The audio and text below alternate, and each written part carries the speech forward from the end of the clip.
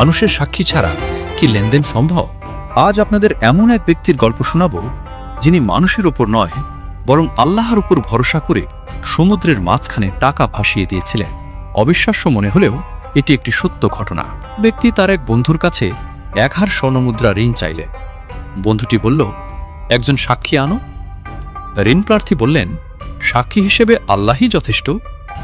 বন্ধুটি আবার বলল, তবে একজন জামিনদার, গ্যারান্টার দাও। সে উত্তর দিল, জামিনদার হিসেবেও আল্লাহই যথেষ্ট। তার এই অটল বিশ্বাস দেখে বন্ধুটি কোনো মানুষ ছাড়াই তাকে 1000 মুদ্রা ঋণ দিল। টাকা ফেরত দেওয়ার সময় হলে ঋণগ্রহীতা সমুদ্রের তীরে এসে দেখল কোনো জাহাজ নেই।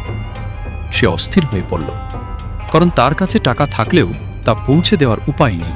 সে তখন একটি কাঠের টুকরো ফুটো করে তাতে 1000 স্বর্ণমুদ্রা এবং একটি চিঠি ভরে মুখ বন্ধ করে দিল। এরপর সমুদ্রের ঢেউয়ে কাঠটি ভাসিয়ে দিয়ে বলল, হে আল্লাহ, তুমিই তো আমার সাক্ষী আর জামিনদার ছিলে, এই আমানত পৌঁছে দাও। অপরদিকে পাওনাদার বন্ধুটি সমুদ্রের তীরে অপেক্ষা করতে করতে একটি কাঠের টুকরো ভাসতে দেখল। সে জ্বালানি কাঠ হিসেবে সেটি বাড়িতে নিয়ে এল।